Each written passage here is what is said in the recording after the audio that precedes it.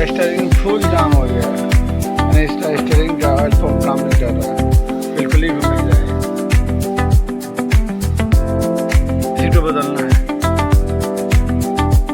24 number का bolt है और स्टीयरिंग पंप वाला सबसे पहले इसको खोलते हैं।